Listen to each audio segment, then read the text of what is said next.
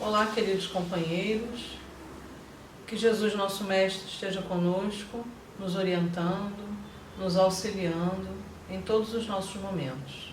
Eu sou Adriana, tarefeira da Casa da Irmã Rosa, e hoje vamos refletir um pouco, à luz do Evangelho segundo o Espiritismo, sobre o capítulo 1º do Evangelho segundo o Espiritismo, Não Vim Destruir a Lei, esse é o título, o item 9, intitulado A Nova Era. Vamos então fazer uma página e uma oração para iniciar as nossas reflexões. A nossa página de hoje é do livro Confia e Segue, ditado por Emmanuel a Chico Xavier, na Senda Renovadora. Disse o Cristo: eu não vim destruir a lei. Também nós outros, os amigos desencarnados, não nos encontramos entre os homens para guerrilhar-lhes a fé. Muita gente aceita a luz da nova revelação, conservando-a no vinagre da intemperança, como se a verdade fosse um raio fulminativo que arruína do mundo e, usando a lente escura do pessimismo, desfaz-se cada hora entre a queixa e o azedume, identificando em toda parte males e nuvens, feridas e deserções. Hoje, o cristianismo redivivo é sol na alma, auxiliando-nos a ver e a servir. Entre nós, o princípio religioso não se confina à profissão de fé, basada na confissão labial pura e simples. Além da palavra que exprime o pensamento, será igualmente a ação que reflete a vida. É por isso que toda a nossa predicação deve começar em nós mesmos, através do estudo edificante que nos amplia o horizonte mental e através do serviço que nos propicia experiência. Não vale situar a convicção nos conflitos estéreis. Muitas vezes a ofensiva verbal, culta e brilhante, não passa de frases belas e contundentes, à maneira de granizo chovendo na plantação promissora. Se já acordaste para a luz do Evangelho redivivo, não ouvides que o céu te convida a entender e auxiliar. Purifica o verbo nas fontes vivas do amor que vertem do coração, para que a injustiça não te governe o roteiro. Cristo esculpiu nele próprio a luz da mensagem que trazia, rendendo-se ao amor e à humildade, ao trabalho e ao sacrifício. Também nós, guardando a nossa fé, sem qualquer violência para com os outros, busquemos estampá-la na luta de cada dia, conscientes de que o próximo receber-nos-á o apelo que brilhe em nós mesmos. Vamos então orar.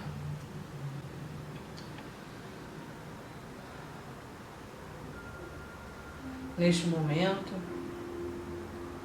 nos conectando com os nossos mentores, com os nossos orientadores, com os queridos amigos da Casa da Irmã Rosa, que tanto nos auxiliam, que tanto nos propiciam boas ideias, nos dão forças, nos dão coragem para continuarmos em nossa jornada. Em contato com esses nossos irmãos, nós agradecemos. Agradecemos as bênçãos que nos vêm do alto, a oportunidade bendita do conhecimento da doutrina espírita, dos esclarecimentos e do conforto que ela nos proporciona. Agradecemos ao alto por tudo que nos tem acontecido, para o despertar das nossas mentes, dos nossos corações, do nosso espírito, para a realidade mais ampla, de que somos um só, todos nós reunidos um só. Que Jesus, o Mestre amigo de sempre, abençoe-nos, abençoe as nossas boas intenções, as nossas boas obras e nos auxilie a seguir adiante com coragem renovada, fé viva e força de vontade para realizarmos a tarefa mais difícil que temos pela frente, que é de renovarmos a nós mesmos. Muito obrigada ao Jesus por tudo. Que assim seja.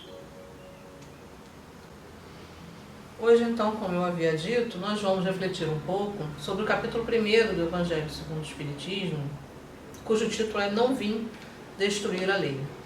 É uma passagem de Jesus, né, que está em Mateus, no capítulo 5, versículos de 17 e 18, em que Jesus diz que não veio destruir a lei. E ele estava se referindo à lei de Moisés, né, a lei que Moisés já havia trazido através dos 10 mandamentos. É bom que a gente reflita, e nesse capítulo do Evangelho segundo o Espiritismo, existem essas reflexões nos itens anteriores sobre o papel de Moisés, né, na sua tarefa de trazer a ideia do Deus único de forma mais espiritualizada para o povo hebreu. E qual é o papel que o próprio povo hebreu teve nessa jornada? Porque eles foram o povo escolhido para que essas revelações fossem trazidas. São reflexões muito interessantes que são feitas, né? que nos trazem a ideia de que o povo hebreu estava mais apto, vamos dizer assim, a receber essas informações, porque ele já tinha um germe da crença no Deus único, que era uma crença que alguns outros povos tinham, mas que estava restrita aos iniciados, aos sacerdotes. E no povo hebreu era uma crença difundida entre todos. Então eles eram um povo que tinha já esse germe, então por isso eles tinham a possibilidade de receber essas informações de forma a serem mais amplamente divulgadas. Então vem Moisés como a primeira revelação, nos traz os 10 mandamentos, e esses mandamentos, fora os que se referem estritamente às questões espirituais, muitos outros eram referentes às questões físicas, materiais, porque Moisés precisava imprimir uma forma divina, uma imposição divina a diversas questões materiais, porque ele estava lidando com um povo ainda extremamente primitivo, então que precisava de certas limitações, e que essas limitações não fossem só imposições do próprio líder, né, do próprio Moisés, mas que teriam que vir também com imposição divina. Então há uma reflexão sobre isso. Mas não resta dúvida de que o Moisés teve um papel extremamente importante, especialmente na formação do conceito de um Deus único, que é um Deus que protege, que é um Deus que dá mandamentos claros para aquele povo. E a partir da história do povo hebreu, a partir da forma como eles sofrem e ainda assim permanecem fiéis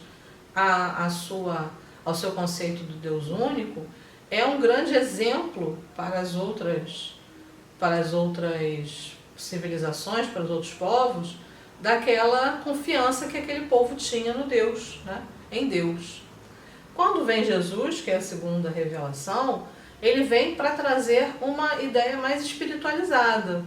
Porque enquanto Moisés falava ao espírito, mas também falava aos sentidos, Jesus traz mais a ideia espiritualizada. Tanto que ele reúne os mandamentos num só. Na verdade, a gente pode dividir em 3, mas é um mandamento só. Ama a Deus sobre todas as coisas e ao próximo como a si mesmo. Na verdade, o mandamento é amar, né? Ele que indica que nós devemos amar a Deus, a nós mesmos e ao próximo. Então, o mandamento maior de Jesus é o mandamento de amor. Mas Jesus foi muito claro quando disse que não poderia divulgar tudo. Ele disse várias vezes que ele tinha muito mais a dizer, muito mais a explicar, mas que ele não poderia dizer porque as pessoas não compreenderiam. Então ele diz, olha, eu enviarei um Consolador prometido, um Consolador que virá, um Espírito de verdade, que virá para esclarecer, para dizer o que eu não pude dizer. Então quando nós espíritos, estivéssemos mais amadurecidos, com uma capacidade maior de compreensão, Jesus nos diz, eu lhes mandarei alguém, né, um Consolador, para esclarecer aquilo que eu não pude dizer. Na verdade, Jesus disse tudo, só que ele nos disse em formas de parábolas, ele nos disse em formas de explicações que nós precisávamos interpretar. Quando a doutrina espírita nos chega, e aí é a terceira revelação, é o Consolador prometido por Jesus, é o Espírito de verdade, ela chega para, como nos diz Kardec, com a chave para nós abrirmos os ensinamentos de Jesus, para compreendermos os ensinamentos de Jesus. Então, da mesma maneira que Jesus não veio para destruir a lei de Moisés, ele veio sim, como ele diz, para cumpri-la, a doutrina espírita também não vem para destruir os ensinamentos de Jesus. Na verdade, vem para dar cumprimento aos ensinamentos de Jesus, para esclarecer os ensinamentos de Jesus. Nós já estamos em contato com a moral cristã há 2000 anos, há mais de 2000 anos.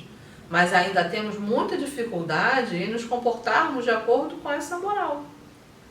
Nós temos muita dificuldade de transportarmos o conhecimento de uma forma empírica para uma forma prática, mesmo com o contato com essas informações há tanto tempo. Então a doutrina espírita nos vem como esse instrumento da providência divina, da misericórdia de Deus, para nos auxiliar a transportar esse conhecimento para a prática, para praticarmos o Evangelho, para estarmos com Jesus. É como nos disse Emmanuel na página que nós lemos. Nós temos que exemplificar aquilo que nós pregamos. Bom, sendo a doutrina espírita a terceira revelação, ela vem para nos mostrar a nova era. Esse é o tema que a gente vai refletir um pouco mais. Nesse item do capítulo 1, que é o item 9, um espírito que se identifica como um espírito israelita nos passa uma mensagem em 1861 que é intitulada A Nova Era. E ele trata dessa questão de Moisés, trata da questão de como Jesus nos trouxe a nova moral, a moral cristã, como ele instituiu essa moral e de como a doutrina espírita teria um papel importante nessa nova era. Muitas pessoas estão se perguntando, em decorrência dos momentos que nós estamos passando nessa pandemia, se nós estamos diante da nova era.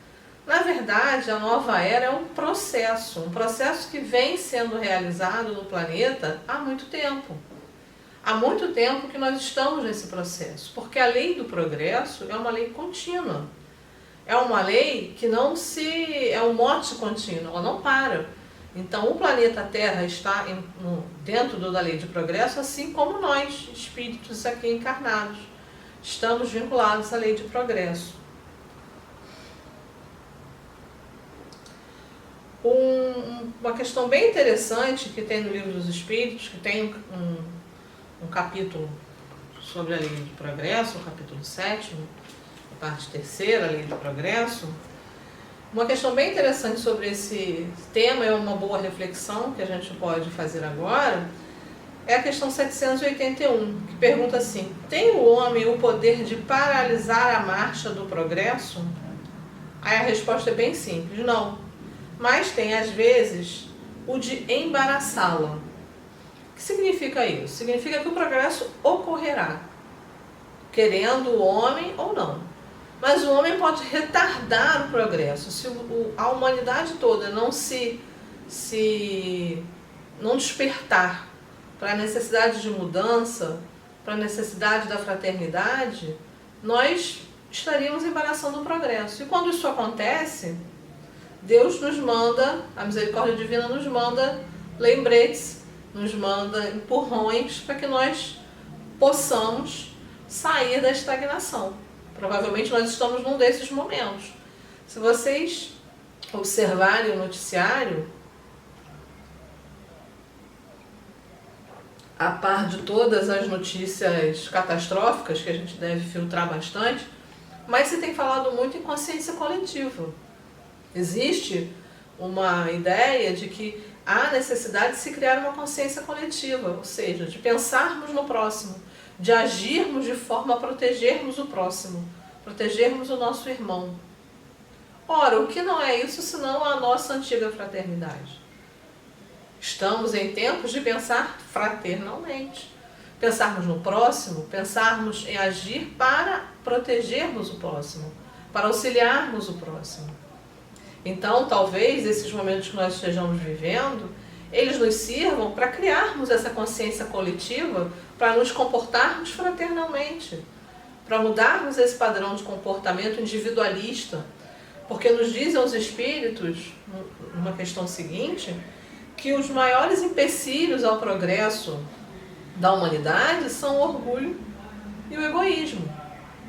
O que não é o egoísmo, senão o oposto da fraternidade? O egoísta é aquele que pensa em si primeiro, em si segundo, em si depois, e em si mesmo, até que ele talvez pense no próximo.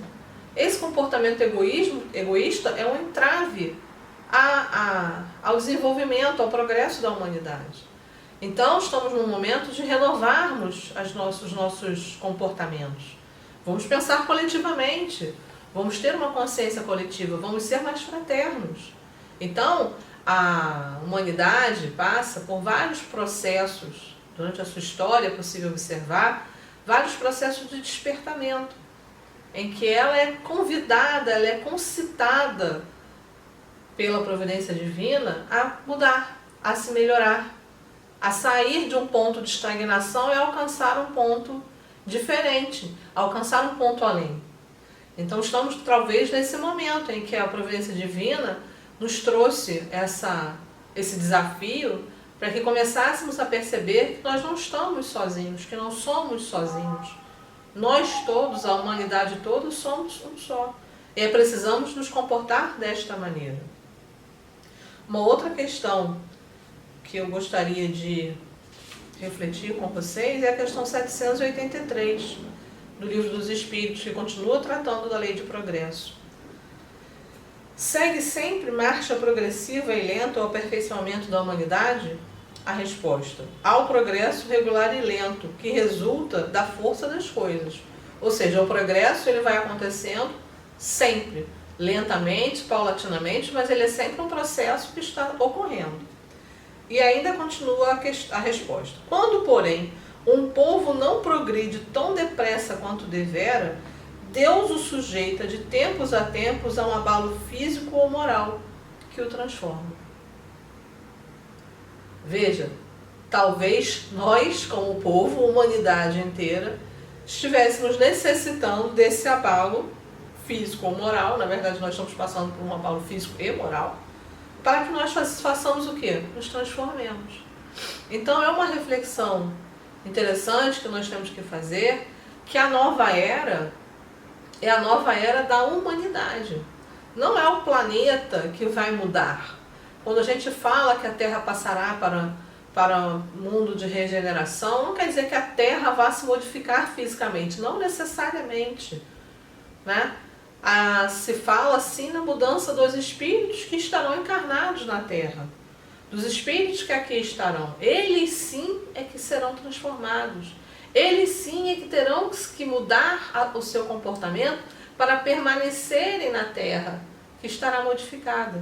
Então é um movimento que nós temos que fazer para esse nosso crescimento, para essa nossa modificação. Então a nova era, as pessoas às vezes ficam esperando grandes modificações, grandes cataclismos, grandes alterações no planeta, que na verdade não vai acontecer. Na verdade, nós temos que procurar dentro de nós as mudanças que nós precisamos realizar e implementar para que façamos a mudança. Quando Jesus diz, não vim trazer a paz, mas vim trazer a espada, muita gente entendeu que ele vinha trazer a guerra. Mas é porque nós só pensamos no plano físico, não pensamos no plano espiritual. Quando Jesus diz que veio nos trazer a guerra, é a guerra de nós contra nós mesmos. É a guerra de nós contra as nossas más inclinações. É a nossa guerra interna para a modificação. É aquela que nós temos que fazer para domar as nossas más tendências, domar as nossas más inclinações. E que é uma guerra que não é fácil. É uma guerra que não é fácil por quê? Primeiro porque ninguém vê. Ela é interna. A gente não ganha aplauso quando a gente ganha uma batalha. Na verdade, só a gente fica sabendo. Mas é uma mudança, é uma batalha que a gente tem que enfrentar. E esse momento que nós estamos vivendo, eu repito, ele é um momento que nos proporciona essa possibilidade de enfrentarmos essas mudanças de forma mais útil. Eu queria também ler um trechinho aqui do Evangelho, nesse item que nós estamos refletindo.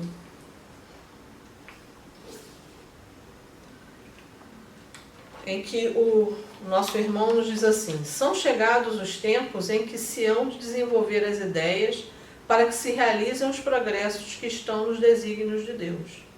Tem elas de seguir a mesma rota que percorreram as ideias de liberdade, suas precursoras. Não se acredite, porém, que esse desenvolvimento se efetue sem lutas. Não.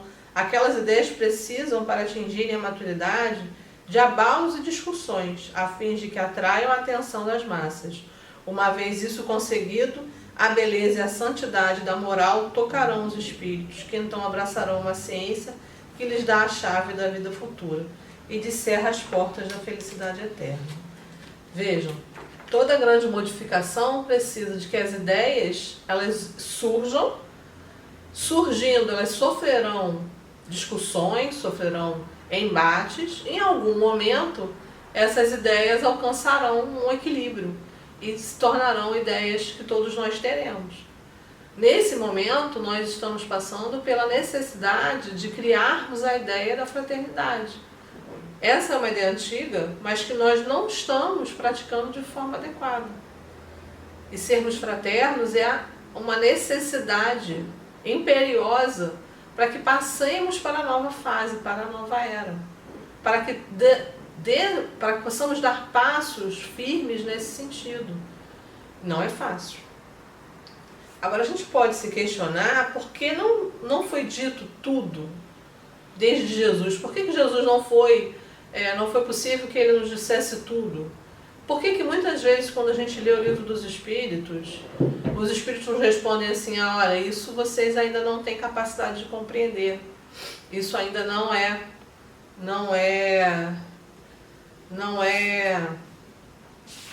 capaz de ser compreendido. Na questão 801, ainda nesse capítulo do livro dos Espíritos, ainda nesse capítulo sobre a lei de progresso, tem uma pergunta que fala exatamente isso. Por que não ensinaram os Espíritos em todos os tempos o que ensinam hoje? Por que então precisou se esperar até vir o Consolador prometido, a doutrina espírita, para que fosse possível, por exemplo, a divulgação e a divulgação mais ampla da reencarnação, por exemplo? Já era um conceito que muitas seitas antigas tinham, mas que com a doutrina espírita veio de uma forma mais clara, mais racional. Por que, por exemplo, não foram passadas as informações sobre o plano espiritual, a vida no mundo espiritual antes, né? E a resposta que os Espíritos nos dão na questão 801 é assim: não ensinais às crianças o que ensinais aos adultos, e não dais ao recém-nascido um alimento que ele não possa digerir. Cada coisa tem seu tempo. Cada coisa tem seu tempo. Então nós não tínhamos capacidade de compreensão quando Jesus veio nos transmitir a sua mensagem, para que ele pudesse nos dizer tudo. Ele nos disse muito, mas não tínhamos a capacidade de compreender tudo. Tanto que muitos dos ensinos de Jesus, por muitos séculos, ficaram sendo interpretados de forma completamente oposta àquilo que ele queria dizer, né? Então era necessário que a humanidade amadurecesse, que a humanidade tivesse tempo de crescer em conhecimento, em amadurecimento espiritual, para que fosse possível a divulgação de outros conceitos, de outras situações, para que nós pudéssemos compreendê-las e aceitá-las. E ainda assim, para quem estuda a história da doutrina espírita, sabe o quanto Kardec enfrentou de oposição quando aquelas ideias vieram e foram divulgadas. É o que o espírito israelita que nos dá, no item 9 do capítulo 1 do Evangelho, nos fala. As ideias novas, elas sempre sofrerão lutas contra elas, mas com o tempo elas se estabilizarão e se tornarão ideias que todas as pessoas estarão com seus conceitos já adaptados. Então, o que nós temos que refletir sobre essa nova era é qual o papel que a doutrina espírita vai ter nesse momento, né? E o principal papel da doutrina espírita, e sempre foi o papel dela, é o papel de esclarecer e consolar. Então, nós que adotamos a doutrina espírita, nós que estudamos a doutrina espírita, temos um papel muito importante nesse momento. O primeiro papel que nós temos é o papel de permanecermos tranquilos, cientes de que tudo que nos ocorre está dentro dos desígnios de Deus. Então, com a nossa forma de proceder, nós auxiliamos o nosso próximo, para que ele também fique tranquilo. E segundo divulgando a doutrina espírita, para que haja a compreensão de que essas intercorrências, nós estamos passando por uma delas, elas fazem parte de um processo evolutivo natural, em que há o convite da providência divina para que nós passemos para uma etapa do progresso espiritual maior. A história da humanidade está repleta desses convites, em que a providência divina coloca-nos diante de desafios, diante de dificuldades, e nós precisamos superá-las, e para isso precisamos mudar. É esse o momento que nós estamos atualmente passando, é um momento para a preparação dos espíritos que aqui estão para a nova era. De preparação de todos nós para esse novo momento. E a doutrina espírita, com a sua função de esclarecer e de consolar, é um grande instrumento nessa renovação pelo qual nós todos estamos passando. É claro que não é fácil passar por esses momentos, não é fácil encarar a dificuldade, o desafio, quando a gente olha para o passado e vê que outras pessoas já passaram e tira as lições, mas quando a gente está no meio da situação em que precisamos nos modificar e nos renovarmos, essas situações não são fáceis. Nós precisamos ter aquele ímpeto de fé renovada, de consciência de que estamos no processo de melhoria e conseguirmos sair da estagnação para esse novo ponto. Então a nova era que está chegando, ela já está chegando há muito tempo, é um processo que vem acontecendo há muito tempo, de forma lenta, de forma constante. Temos uma crescente, nós viemos da lei mosaica, que era uma lei mais restritiva, passamos para a moral cristã, que é uma moral espiritualizada, que nos apresenta a Deus como um Pai amoroso e não como um tirano, como era antes, mas como um Pai que nos concita a perdoar, que nos concita a aceitar o nosso irmão, não só perdoar aquele que está próximo, mas perdoar especialmente os nossos inimigos, a abraçá-los, a amarmos de forma ampla, não só aqueles que nos amam ou que pensam como nós, mas de uma forma geral. E depois temos a doutrina espírita, que vem para esclarecer e abrir de forma mais fácil os ensinamentos do Cristo, porque nos dá várias informações, vários conceitos que são racionais e fazem com que várias situações que aparentemente são as situações incongruentes, elas possam ser compreendidas de forma correta.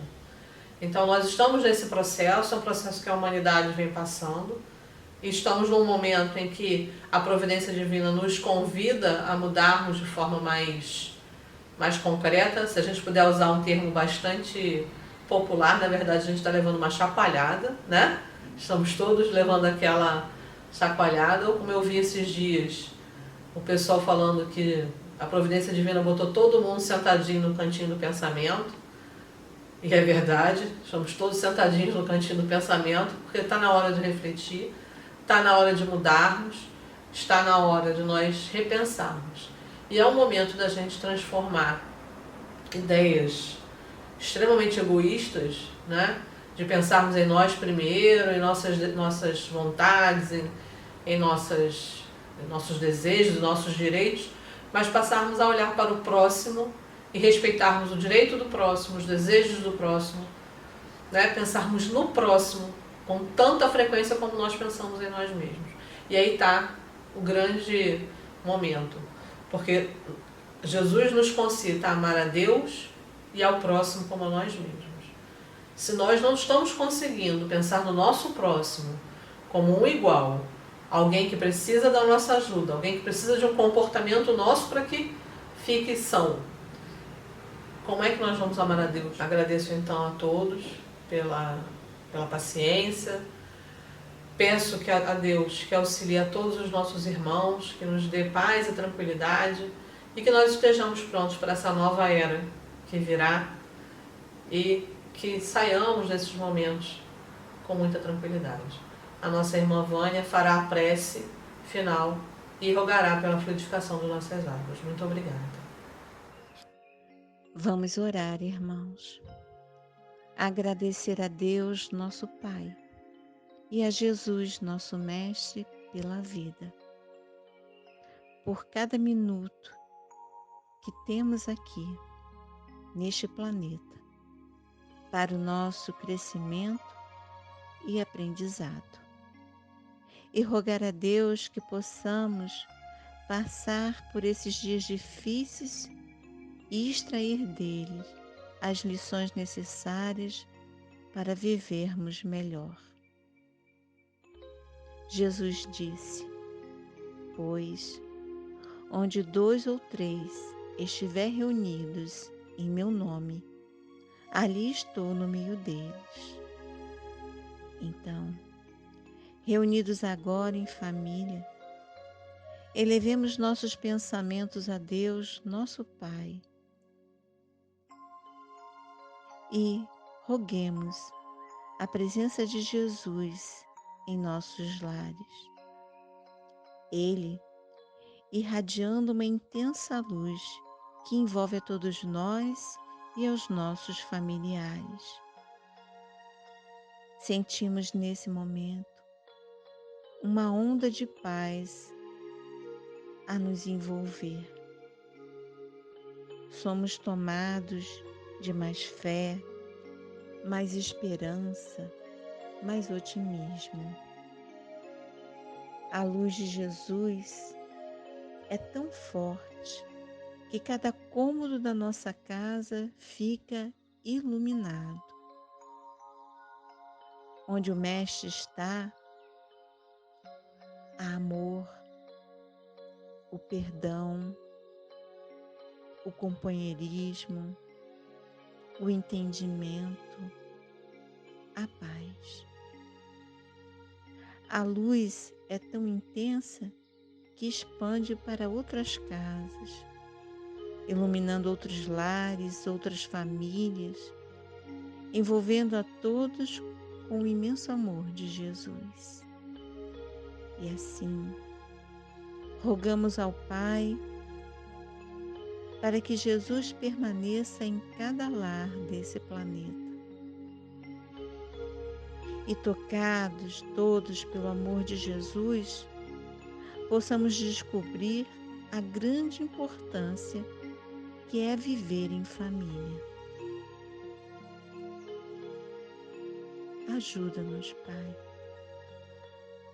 Te rogamos, Senhor, também, a fluidificação das nossas águas, que nelas a espiritualidade amiga deposite os bálsamos para o alívio dos nossos males. Deus, um raio, uma faixa do vosso amor pode abrasar a terra. Deixai-nos beber nas fontes dessa bondade fecunda e infinita, e todas as lágrimas secarão. Todas as dores acalmar-se-ão. Um só coração, um só pensamento subirá até vós, como um grito de reconhecimento e de amor. Que assim seja. Graças a Deus.